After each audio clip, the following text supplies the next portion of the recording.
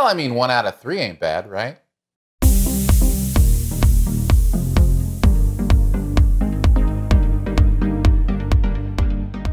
Crazy Rich Asians is a who's who list of incredible Asian American actors coming together in a rom-com about what happens when cultures clash over money, family, and what it truly means to find home. The movie and its success is absolutely an amazing thing for representation in cinema, but is it also a good movie? Well, let's find out with 5 things you might want to know about Crazy Rich Asians. Overall, I think I had a really good time with Crazy Rich Asians. Certainly not perfect, but there's a lot to like here. Let's start with the negatives, get those out of the way. This movie starts very slow, at least for me. I was 45 minutes into this thing and still not really having a good time. Still wondering if this was going to be how boring the whole movie was. Now, that's bad if you're 20 minutes into a movie, let alone 45 minutes into it. And I think a lot of that has to do with how we're setting up this relationship. I don't necessarily need a meet cute, so to speak, but I do need something to hold my attention while we're developing these characters, these relationships. I need something funny. Part of the problem is a lot of the funnier parts of this movie don't start until halfway in either. So we kind of needed that humor a lot heavier in the beginning to get us through the character development. The other part of this movie that really turned me off is the way it treats wealth. Rich culture is a very off-putting thing to me. When I see opulence, I see waste. And in shows like Billions or Succession, there's a very real consequence for these people in having that wealth, right? In a show like this, it feels more aspirational. It feels like it's something you're supposed to want. That the wealth that they have is something that is, by all accounts, good. And because it's such an aspirational thing in this movie, it really kind of turned me off, and that's throughout the film and was just kind of hanging there as one of those negatives for me. But other than those things, I thought it was really good. When you talk about a rom-com, you kind of have to split the rom and the com, and though the com wasn't perfect for me, even when it did kick in, the rom really does work. That's the romance, by the way. Bravo to John Chu for putting this together and getting it right. I felt invested in this couple. I liked where it went. I liked the turns and twists that the difficulty of their relationship took.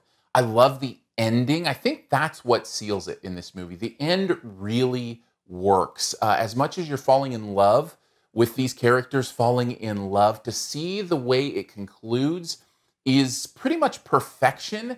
And that's why I think overall I enjoy the movie, because it finishes so strong. The other thing I loved about the way this finishes is it really brings home the themes of this movie. Thematically, this movie is stunning. There's this underlying level of game theory, which it sets up early on and pays off in an incredible way later on in the movie, that was blowing my mind with how intricate the metaphor of it was. The symbolism probably is the best word to use. Just the symbolism of the game that this, daughter-in-law and mother-in-law to-be-ish are playing with each other it's absolutely fascinating. And what's great is it's fascinating on a surface level, even if you don't understand the game they're playing, which is Mahjong, by the way. It's also fascinating on a deep level, some of which I caught even though I don't know the game very well, and some of which I researched further and found out more incredible stuff about the symbolism going on there. It's beautiful. It's wonderful. I think it's what puts this movie above other rom-coms I've seen. Thematically, this movie is stunning. And finally, I have to talk about the performances. Michelle Yeoh is brilliant. Constance Wu is great. In fact, everyone in here is amazing, but it's Michelle Yeoh that takes it to the next level. She is absolutely wonderful in this. There's some work that she does that is so subtle and behind her eyes and yet so present. And it's almost like it pervades the room without you even having to see it.